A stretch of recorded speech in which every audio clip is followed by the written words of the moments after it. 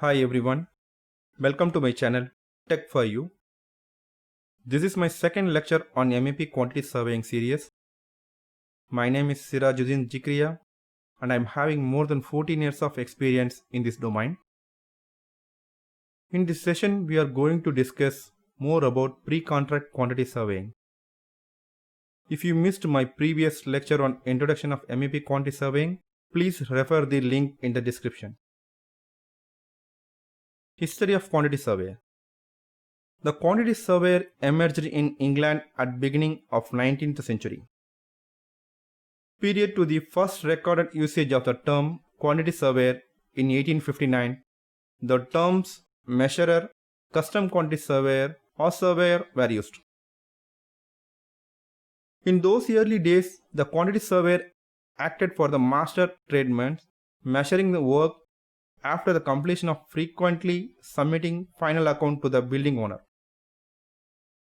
Who is called quantity surveyor? Quantity surveyor is a professional working within the construction industry concerned with the building cost. A quantity surveyor may work for the client or contractor. They may work in office or on-site.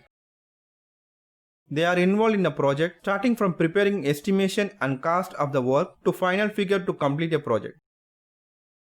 The job of quantity surveyor has got more importance in the pre-construction, during the construction and post-construction stages in civil and MEP service departments, especially in the construction industry. So what is meant by pre-contract or pre-tender? Pre-tendering will happen after a contract received notice of tender, which is usually being advertised through electronic medium like email or through conventional medium like newspapers. Pre-tendering is usually very brief process where a contract have few weeks to submit your tender documents including the program and period to awarding of your project. The following activity are involved in the pre-tendering process like budgeting, scheduling the project, etc. We will now look at the responsibility of the pre-contract quantity surveyor.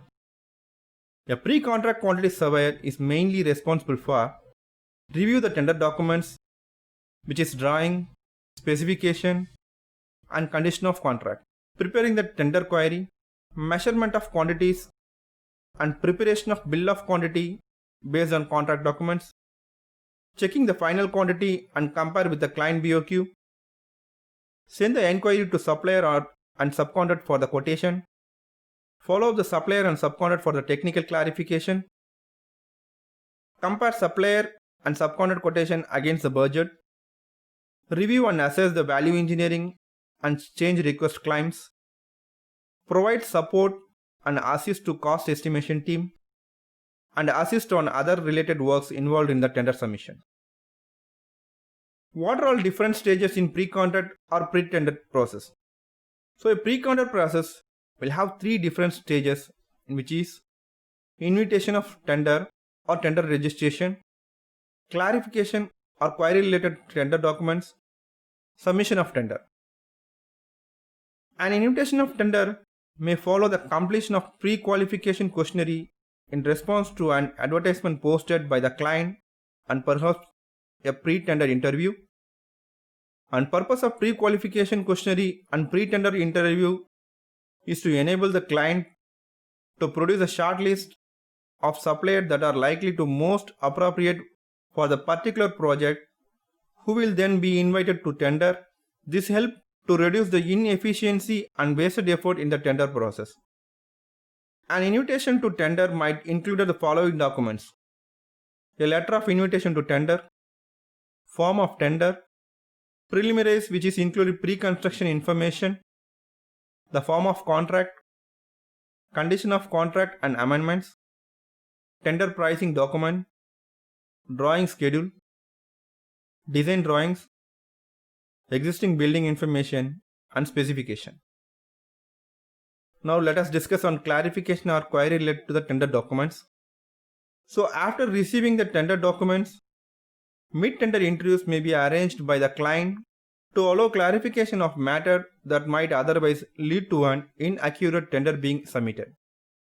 Client can also give their insights on potential problems or opportunities in the project.